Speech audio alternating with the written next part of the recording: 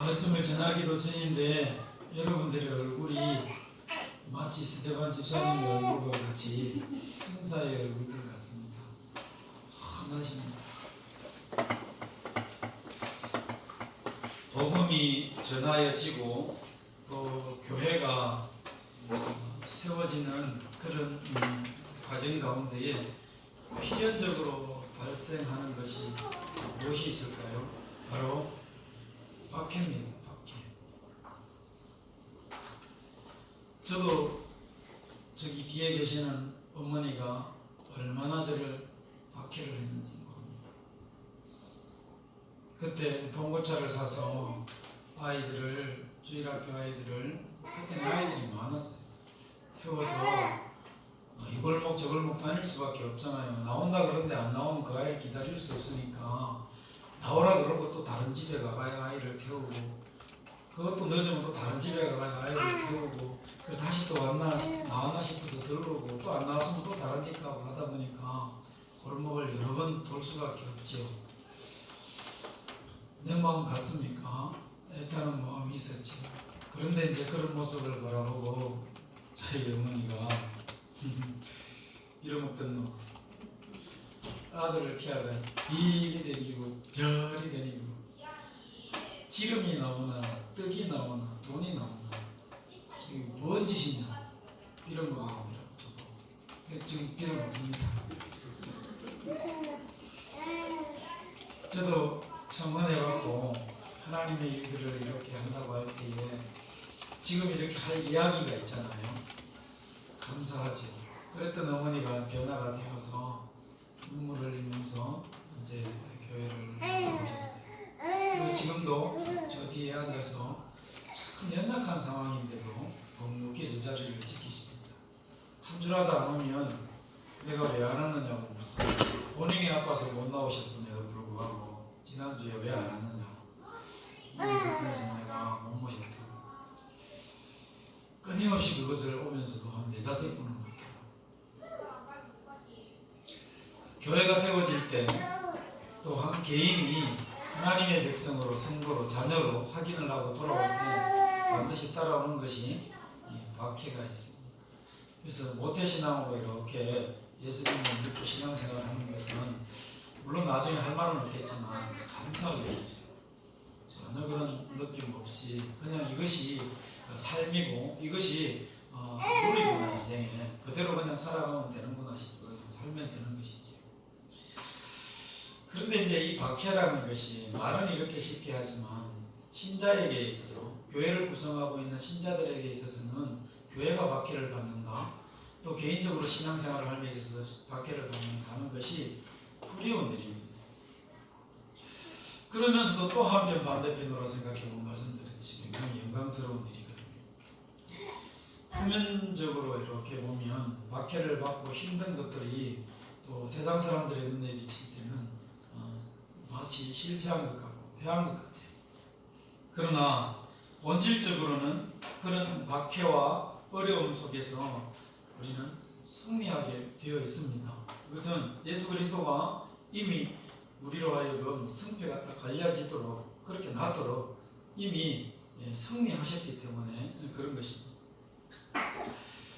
그래서 이런 신앙이 돌아올 때에, 또 교회가 세워질 때에 그런 필연적으로 따르는 것이 박해라고 봤을 때에 오늘 이 스데반이 나오는 이 본문이 이러한 사실들을 우리에게 아주 정확하게 일러준다 하겠습니다.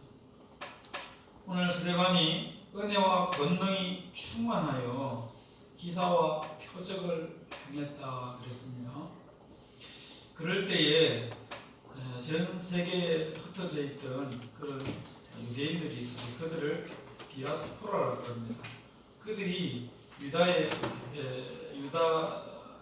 예루살렘에 그들만의 회당을 이렇게 가지고 있었어요.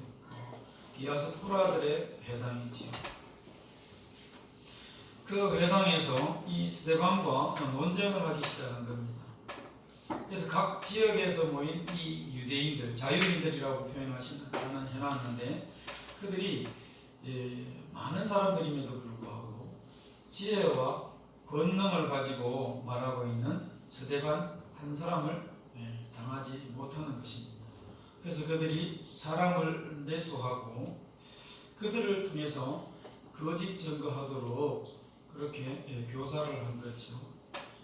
그래서 그 교사한 내용을 정리해 보면 두 가지인데요. 하나는 모세와 하나님을 모독하는 말을 이 스데반 집사가 한다라는 것이고, 또 하나는 이 율법과 성전을 모욕하면서 거스른다라고 이렇게 거짓 증언하도록 교사를 한 것입니다. 그런데 이 과정을 지켜보고 있던 공회에서 회당에서 말을 하고 있던 스데반을 잡아와서 공회에 끌고 왔거든요. 그러고 나서 이렇게 이 말들을, 거짓 증언하는 말들을 바라보고 있는 피고인이지. 스데반을 이렇게 보니까 스데반의 얼굴이 어땠다고? 천사와 같이 얼굴이 빛났더라, 이렇게 수많은 사람들이 막 본인에 대해서 어떤 말들과 행동과 삶에 대해서 이야기를 하고 있는 상황에 주눅이 들 수밖에 없는 상황인데, 그리고 불안할 수밖에 없는 상황인데, 스데반은 오히려 얼굴이 천사와 같이 빛났더라. 그게 오늘 우리가 읽었던 모든 내용입니다. 요 거짓 증언이 있은 후에 그 다음에 이제 계속해서 이어지는 7장의 내용이 스데반이 스스로가 변론하는 내용이거든요. 예수 그리스도의 복음을 변론을 하자 결과적으로 나중에 어떻게 됩니까?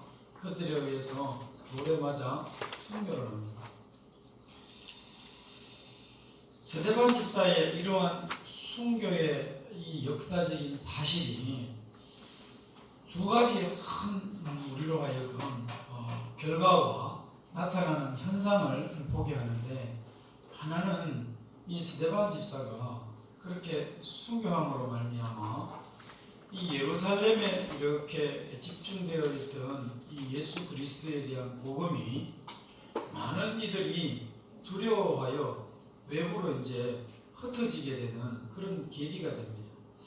그들이 봤을 때는 두려워서 흩어진 것이지만 하나님의 계획하에 봤을 때는 이것이 이방 땅으로 하나님의 복음이 이렇게 넓혀지는, 확장되어져가는 그런 계기가 된 것입니다. 그리고 또 하나, 이 스데반의 순교로 말미암아 우리가 알 수 있는 한 현상은 뭐냐? 바로 이 성령의 역사가 복음의 현장에서 실제로 어떻게 나타나고 이기고 승리하는지를 우리에게 가르쳐준다 하겠습니다. 사실은 치열한 현장이었거든요. 그 치열한 현장에서 결국은 누가 이겼느냐, 나중에 우리가 말씀을 통해서 결론을 가지겠지만 이게 다 드러나는 거예요. 스데반의 순교로 말미암아 이 하나님의 복음이 이방 땅으로 전파가 되어지는, 확장되어지는 그런 계기가 되었다 그랬습니다. 이것은 오늘 이 8장 1절 말씀에 그대로 나오는데요. 그날에 예루살렘에 있는 교회에 큰 박해가 있어 사도 외에는 다 유대와 사마리아 모든 땅으로 흩어지니라 그랬습니다. 이것은 예수님이 사도행전 1장 8절 말씀을 통해서 제자들에게 하신 말씀이 그대로 진행되고 이루어지고 있는 과정이었습니다. 오직 성령이 너희에게 임하면 너희가 권능을 받고 예루살렘과 유다와 사마리아와 땅 끝까지 이르러 내 증인이 되리라 라고 예수님이 말씀하신 그것이 그대로 지금 나타나고 이루어지는 그런 과정인 것이지요. 이 성령의 역사가 복음의 현장에서 어떻게 나타나고 어떻게 승리를 거두었는가, 이 과정을 우리가 한번 이 시간에 살펴볼 것인데, 지금까지 이 성령의 역사는, 기사와 표적은 사도들에 의해서만 나타났습니다. 그런데 오늘 이 스데반 집사가 성령이 충만하여 그런 어려운 상황 가운데서도, 박해를 받고 있고 두려울 수밖에 없는 상황 가운데서도 얼굴이 천사와 같았다라는 것은 이 사도들뿐만이 아니라 이 기사와 표적이 또 성령의 역사가 이 스데반 집사라는 사도가 아닌 일반인들에게도 이미 이 성령이 역사가 일어났다라는 것을 우리에게 가르쳐 준다 하겠습니다. 스데반은 사도들과 마찬가지로 큰 기사와 표적을 행했다라는 말이 오늘 8절 말씀에 나와요. 은혜와 권능이 충만하여 큰 기사와 표적을 많은 민간인들에게 이 스데반 집사가 나타냈다라는 것이죠. 그것을 분명히 말씀하고 있습니다. 그래서 성령의 역사가 사도들을 넘어서 그 범위가 일반인, 특별히 이 신실한 성도들에게까지 확장되어지고 나타나는 그런 역사가 지금 이 시대에 일어났다라는 것입니다. 유대 지도자들은 아마 그렇게 생각했을 것입니다. 사도들을 핍박하고 잡아다 가두면 이 복음의 역사나 복음이 전파되는 것이 아마 멈추지 않을까, 수도하지 않을까, 꺾이지 않을까, 그렇게 생각을 했었던 것 같습니다. 그런데 오히려 그들이 사도들을 잡아 가두고 그들을 통제함으로 말미암아 오히려 성령의 역사는 머무르지 아니하고 꺾이는 것이 아니라 더욱더 확장되고 퍼져나가는 것을 보게 되는데, 하나님의 역사는 그 무엇으로도 막을 수 없다라는 것을 우리는 알게 됩니다. 군가 중에 밟으면 밟을수록 뿌리 뻗는 잔디풀처럼 이런 군가가 있어요. 군에 갔다 오신 분들은 다 알아요. 저도 짧게지만 갔다 와서 이 노래를 알아요. 밟으면 밟을수록 뿌리 뻗는 잔디풀처럼. 그러니까 우리도 보리밟기를 하는데 이 뿌리하고 땅하고 떠가 있다 보니까 밟아줘야 땅 속에 뿌리를 내림으로 보리밟기를 우리가 옛날에 했던 걸 기억합니다. 잔디도 역시 마찬가지더라고요. 밟아야 밟을수록 이 잔디가 뿌리를 잘 내리고 잘 자라간다는 것처럼 하나님의 역사가 봤더니요, 이게 그 무엇으로도 막을 수 없고 박해하고 핍박하면 핍박할수록 오히려 더 확장되어지고 더 왕성해지고 뿌리 뻗어나가는 그런 역사들이 있더랍니다.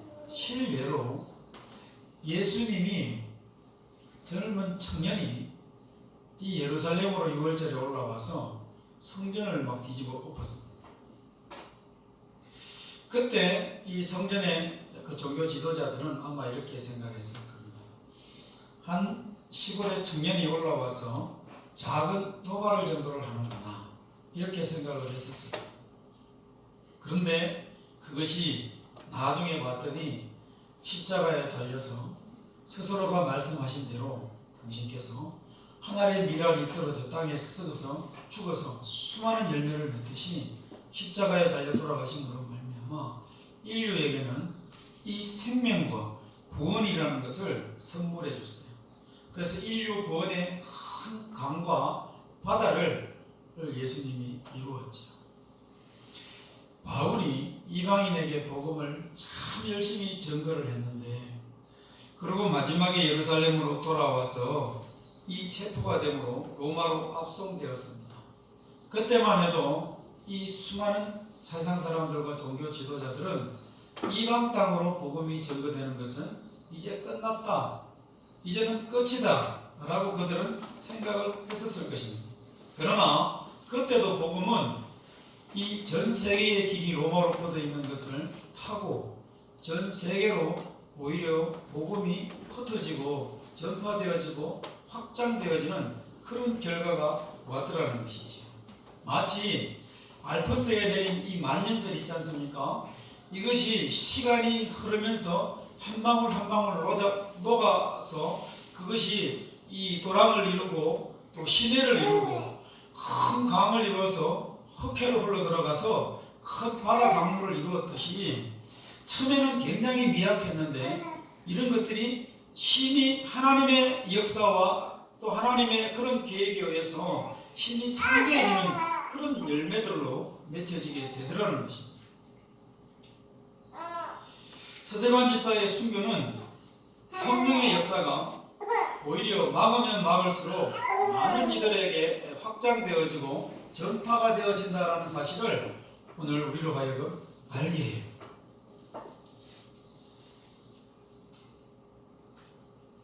혹시 박해받는 분 계십니까? 하나님 앞에 예배하는 것이 무척 어려운 분들이 계십니까?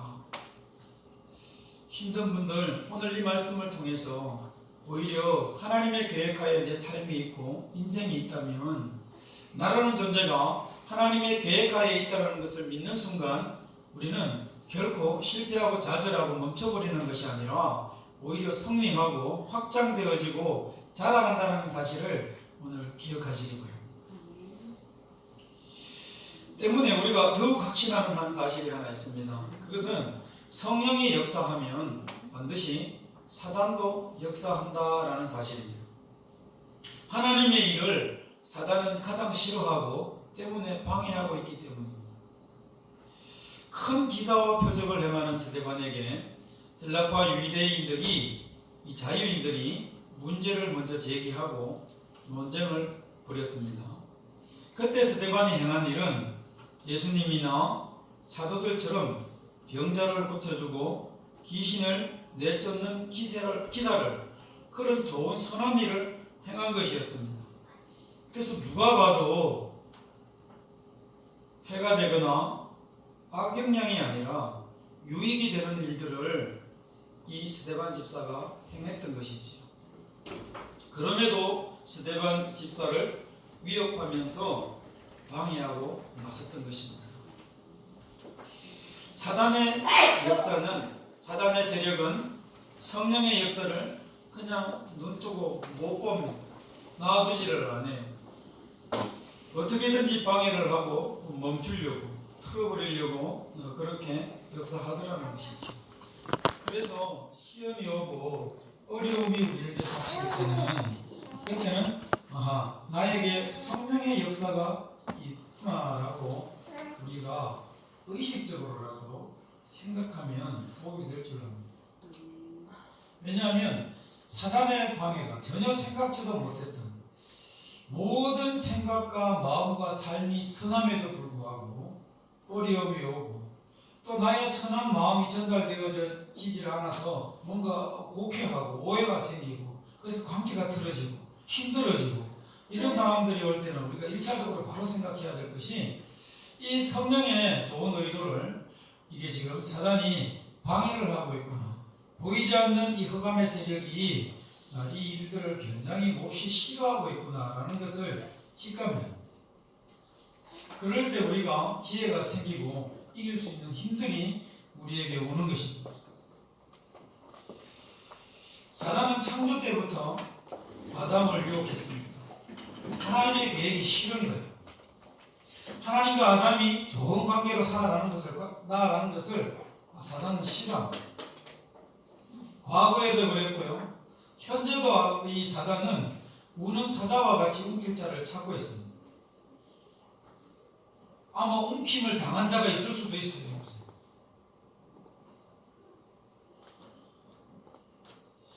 또 앞으로도 제가 그런 능력은 없습니다만은 말씀에 의지해서 능력을 예언을 하면 이 사단은 맨 바다 위에 모래 위에 지금 서가 있어요.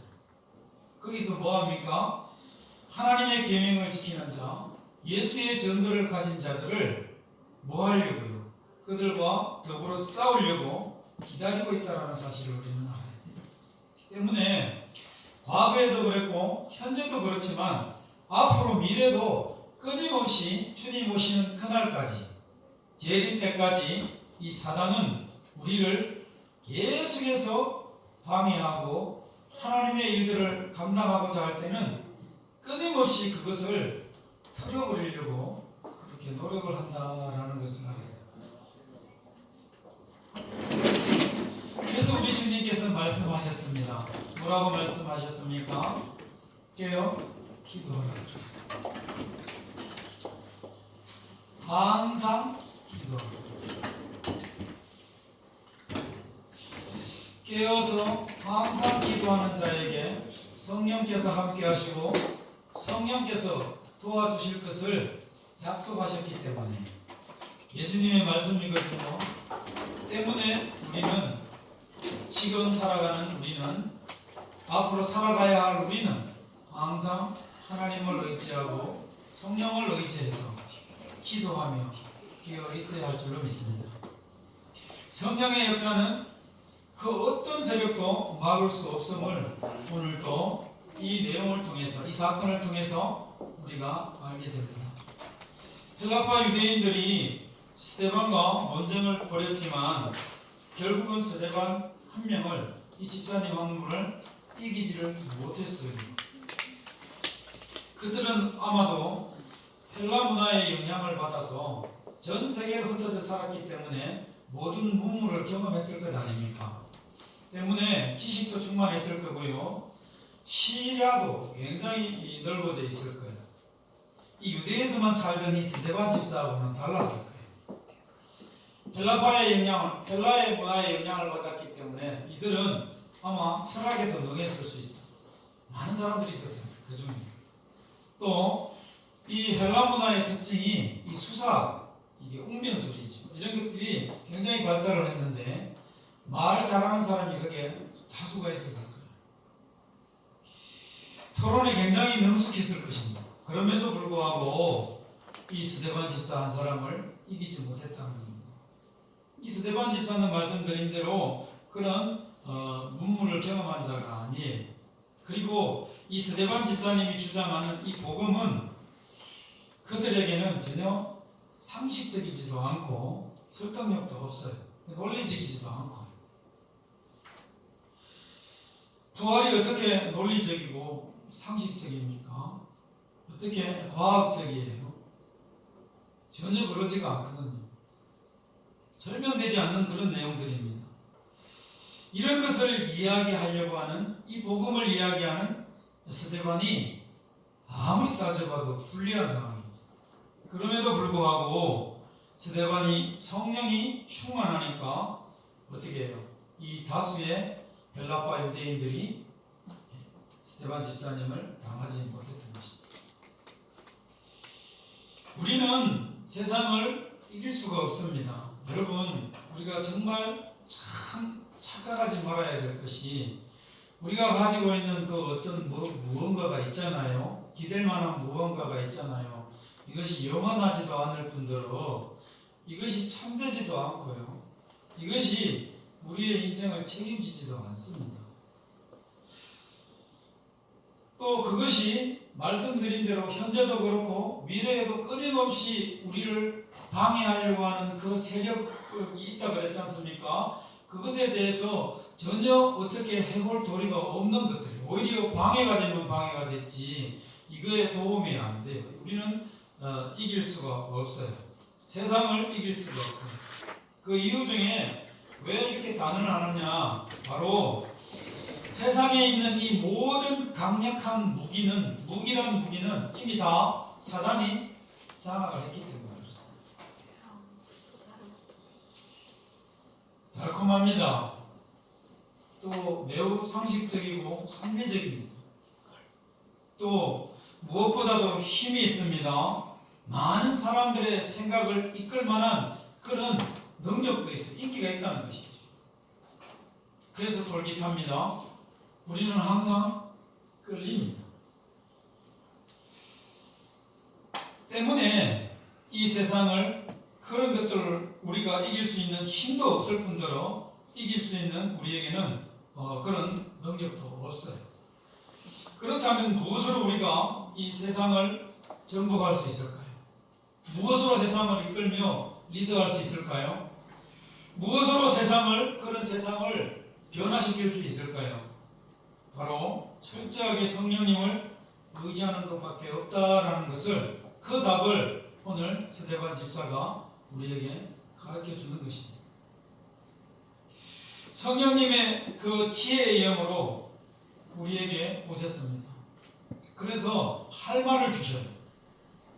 생각나게 하셔서 그분의 뜻대로, 그분이 가르치시는 대로 완전하신 그분께서 말씀하도록 이끄실 때 다수의 헬라파 유대인들이 이 한 사람, 이 스데반 집사님을 당할 수가 없었던 것입니다. 세상의 그 어떤 고귀한 지식이나 그 어떤 이론과 그 어떤 논리도 이 집사님 한 분을 다룰 수가 없었던 것입니다. 바로 여기에 성령의 역사, 성령의 힘이, 은혜가, 능력이 바로 여기에 있었기 때문에 그렇습니다. 성령님은 우리를 돕는 영입니다. 오늘 스데반 집사님을 돕고 있는 성령의 역사는 그 누구도 막을 수가 없고, 때문에 오늘 이 시간 우리 모두가 성령의 역사하심을 간절히 사모하는 은혜가 있으시길 바랍니다. 헬라파 유대인들이 성령을 대적하게 된 것은 결국은 그들의 욕심 때문 아니겠습니까? 이것이 그 욕심이라는 단어가 어떻게 보면 사단의 역사에 나타나는 가장 큰 특징 중에 하나를 알 수 있습니다. 그래야 그 욕심으로부터 결국은 사망에 이르기까지 끌고 가는 것입니다. 스데반 집사님을 굴복시키지 못한 세력들은 어떻게 됩니까? 수단과 방법을 가리지 않고 대응합니다. 적당한 방법이 아니라 부당하고 비열한 그런 정직하지 못한 방법들을 다 사용을 하는 것입니다. 그래서 그들이 취한 방법이 뭡니까? 사람들을 돈으로 매수하는 것이었습니다. 예수님 때도 예수님이 예언하신 대로 또 살아나시니까 그들이 군인들을 매수해서 제자들이 와서 밤에 이 시체를 도둑질해 갔다라고 이야기하라고 종교 지도자들이 군인들을 불러다가 매수한 것을 우리가 합니다. 거짓 증인들을 세워서 스데반 집사님을 코너에 몰아붙이려고 했어요. 신성모독이다 라고 합니다. 생각해 보십시오. 하나님을 섬긴다는 사람들이 거짓과 불의를 통해서 하나님의 이름을 지키겠다, 신성을 지키겠다, 이것이 앞뒤가 맞는 말입니다. 모순이잖아요. 앞뒤가 안 맞아요. 아무리 선한 목적을 두고 우리가 달려가더라도 정당한 방법을 취하지 않는다면 그 결과가, 열매가 퇴색되는 수가 있어요. 이들은 지금 스데반을 고소한 이유가 신성모독입니다. 성경을 모독하고 율법을 지키지 않는다는 이유로 이 스데반 집사를 고소하면서 공회까지 끌고 왔습니다. 그런데 그들이 하는 방법은 거짓 증인들을 세워서 이 스데반 집사를 몰아붙이는 것입니다. 이 방법이 얼마나 잘못되었습니까? 신앙의 본질을 진리에 두지 아니하고 예수님께 두지 아니하고 우리가 그 어떤 다른 것에 두고 우리가 신앙생활을 한다면 이거 반드시 부작용이 생기고 옳지 못한 것이며 그 열매가 선하지 않을 것입니다.